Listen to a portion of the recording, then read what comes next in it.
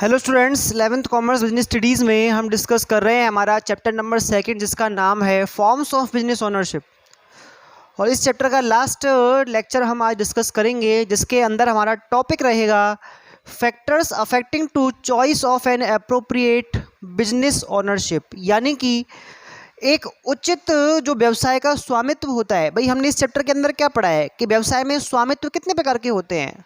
तो आपके पास जितने भी स्वामित्व के प्रकार हैं उनमें से आपको एक चॉइस करना है। उस चॉइस को, उस सिलेक्शन को कौन कौन से फैक्टर जो हैं वो प्रभावित करते हैं, मतलब आप किन किन चीज़ों पर ध्यान देकर उनमें से किसी एक को चुनते हो। तो नंबर फर्स्ट आएगा, number first easy in start. देखो बिजनेस को अगर हम बात करें कि कैसे इजीली स्टार्ट किया जाए, भाई हर बिजनेसमैन चाहता है कि मैं एक ऐसा बिजनेस करूं जिसको इजी रहे स्टार्ट करना। मैं लीगल फॉर्मेलिटीज़ कम पूरी करना चाहता हूं, मैं ज़्यादा डॉक्यूमेंट बनाना नहीं चाहता, मैं रजिस्ट्रेशन के लपड़े में नहीं पड़ना चाहता। इन सारी चीज़ों को अगर अपन कंपैरिजन करें तो हम पाएंगे कि सबसे बेटर जो आपका बिजनेस है वो कौन सा है, सोल प्रोप्राइटरशिप है।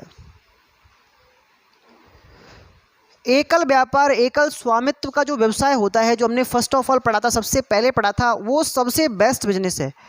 क्योंकि अगर हम थोड़ा और ऊपर चलेंगे तो पार्टनरशिप के अंदर आपके फॉर्मेलिटीज़ हैं, फिर कोऑपरेटिव सोसाइटी के अंदर ज़्यादा फॉर्मेलिटीज़ हैं, फिर अगर हम बात करें कंपनी फॉर्मेट के बारे में तो वहाँ पे तो कॉम्प्लेक्सिटी ज़्यादा ही है कुछ। तो इसलिए हम ये मानते हैं कि अगर आपको ईजीनेस चाहिए, आपको अपने बिजनेस को स्टार्ट करने में ईजीनेस चाहिए, सरलता चाहिए कि सरलता से बिजनेस चालू हो जाए, सरलता से हम इसको बंद कर सकें, सरलता से इसमें कोई चेंजेस कर सकें, तो उस दृष्टि से सबसे जो बेस्ट बिजनेस फॉर्म है वो आपका कौन सा है, सोल प्रोप्राइटरशिप है। क्लियर। नंबर सेकंड बात करेंगे हम, जैसे इसके हिसाब से तो नंबर अपने लिया है किसका, सोल प्रोप्राइटरशिप का। अगर हम बात करें लायबिलिटी के अकॉर्डिंग,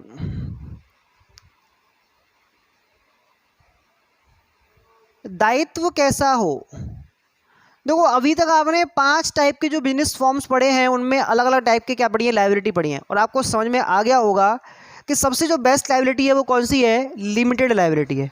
हम कभी नहीं चाहते कि बिजनेस के जो खर्चे हैं या बिजनेस के जो लॉसेज हैं उनको कवर करने के लिए आप अपनी पर्सनल असेट्स को भी यूज करें। सॉरी भाई, इतना सारा जो लायबिलिटी है वो हम कैसे पे करेंगे। तो हर कोई ऑनर चाहता है कि उसकी लायबिलिटी कैसी हो, अनलिमिटेड हो, और अनलिमिटेड लायबिलिटी लिमिटेड हो।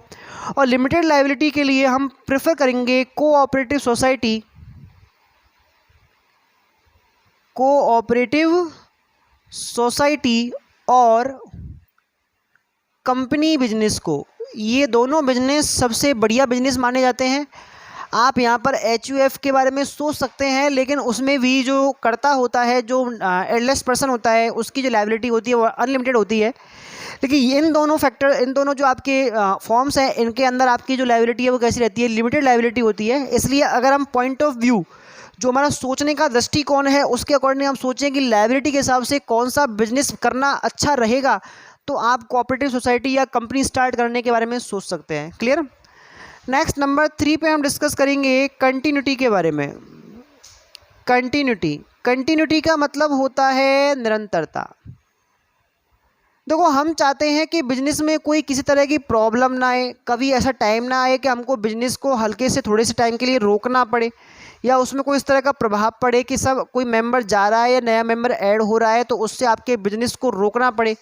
कंटिन्यूटी ज़रूरी है क्योंकि बिजनेस जो है वो एक रेगुलर बेसिस एक्टिविटी है, और रेगुलर बेसिस एक्टिविटी के हिसाब से सबसे बढ़िया जो बिजनेस है वो आपके फॉर्म के हिसाब से आप मानेंगे एक तो HUF बिजनेस को, एक कोऑपरेटिव सोसाइटी बिजनेस को, और एक कंपनी बिजनेस को। यस, मतलब हमने केवल 2 को छोड़ा है, first of all sole proprietorship और दूसरा पार्टनरशिप, क्योंकि हमने दोनों के बारे में पढ़ा है कि इन दोनों में जो आपकी कंटिन्यूटी होती है वो नहीं होती। लेकिन इसमें HUF में कर्ता के मर जाने पे नया कर्ता आ जाता है, और इन दोनों का रजिस्ट्रेशन कैसा है, कंपलसरी है। तो ऐसा होने से मेंबर्स से इनकी अलग से क्या होती है, पहचान होती है, और ऐसा हो जाने के कारण यहाँ पर जो आपका एक्सिस्टेंस है वो हमेशा बना रहेगा, और आपके बिजनेस में किसी भी तरह की रेगुलरिटी या कंटिन्यूटी खराब नहीं होगी। क्लियर।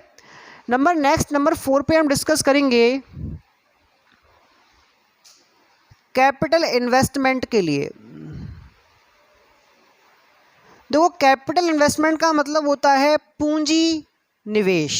भाई हर बिजनेसमैन चाहता है कि यार कम पूंजी से ही बिजनेस चालू हो जाए तो ज़्यादा बढ़िया है, नहीं है। अब यहाँ पे बात चल रही है कैपिटल इन्वेस्टमेंट की, तो अगर आप कैपिटल लगाने के बारे में सोच रहे हैं तो उसके हिसाब से सोल प्रोप्राइटरशिप अच्छा बिजनेस है।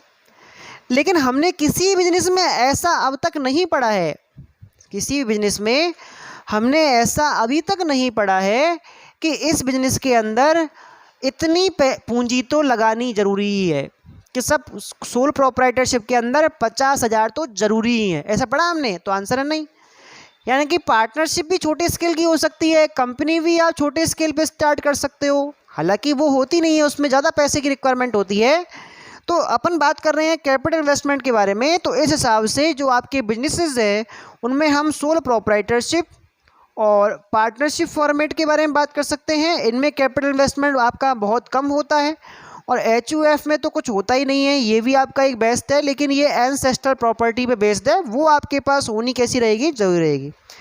लेकिन अगर हम बात करें ग्रोथ एंड एक्सपेंशन की, तो ग्रोथ एंड एक्सपेंशन तो आपको हमेशा कंपनी बिजनेस के अंदर ही मिलेगा, क्योंकि वहाँ पर कंपनी बिजनेस के अंदर आपकी कैपिटल जो होती है वो ज़्यादा होती है। ज़्यादा क्यों होती है? क्योंकि नंबर ऑफ़ मेंबर्स कैसे हैं, अनलिमिटेड है। हमने पढ़ा है कि पब्लिक कंपनी के अंदर नंबर ऑफ़ मेंबर्स जो होते हैं वो कैसे होते हैं, अनलिमिटेड होते हैं। अब अनलिमिटेड है तो कोई दिक्कत ही नहीं है ना, यहाँ पर ज़्यादा मेंबर होंगे तो ज़्यादा कैपिटल होगा, तो फ्यूचर में जो बिजनेस का जो एक्सपेंशन है वो भी कैसा रहेगा, ज़्यादा रहेगा। क्लियर।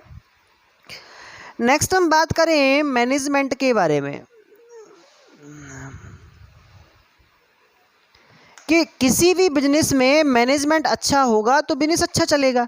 अब हम ये देखें कि मैनेजमेंट के हिसाब से कौन सा बिजनेस अच्छा है, तो सोल प्रोप्राइटरशिप बहुत गंदा है उसमें, क्योंकि अकेला बंदा ही सारा काम करता है। पार्टनरशिप के अंदर भी स्थिति खराब है, HUF के अंदर भी कर्ता डिसीजन लेगा सारे, वो भी खराब है। कोऑपरेटिव सोसाइटी में पैसा नहीं है। तो सबसे जो बेस्ट बिजनेस रहेगा वो कौन सा रहेगा, आपका कंपनी बिजनेस रहेगा, क्योंकि कंपनी बिजनेस के अंदर अलग से आप क्या कर रहे हो, मैनेजर्स अपॉइंट कर रहे हो, और ये जो मैनेजर्स हैं ये आपके उस बिजनेस के अंदर टॉप मैनेजमेंट, इफेक्टिव मैनेजमेंट करने के लिए क्या होते हैं, लायबल होते हैं। तो इनका जो पूरा ध्यान होता है वो कंपनी के मैनेजमेंट को अच्छे से अच्छा बनाने में लगा होता है, और ऐसी कंडीशन में ये बिजनेस को क्या करते हैं, बहुत अच्छा मैनेज करते हैं। जबकि दूसरे जो आपके फॉर्म्स हैं उनमें इतना अच्छा मैनेजमेंट नहीं होता, क्योंकि उनके अंदर जो आपके मैनेजर्स हैं वो खुद ऑनर्स ही हैं, और ऑनर्स मैनेजमेंट अच्छा करें इसके लिए उनमें सारे स्किल्स हों, सारी क्वालिटीज़ हों, ये पॉसिबल नहीं है। क्लियर। तो ये जो आपके फैक्टर्स हैं, ये अपन ने जो बात की है, ये 4-5 फैक्टर, ये मोस्ट फैक्टर्स हैं। इन्हीं फैक्टर्स को अटेन करके आप ये चूज़ करते हो कि आपके पास जो 5 फॉर्म्स हैं बिजनेस को स्टार्ट करने की, उसमें से आप किसको क्या करोगे, सेलेक्ट करोगे और किस फॉर्म में अपना बिजनेस चालू करना पसंद करोगे। क्लियर। तो 11th का जो आपका सेकंड चैप्टर है वो यहीं पे ख़त्म होता है। नेक्स्ट लेक्चर से हम स्टार्ट करेंगे chapter number 3। Clear. Thank you.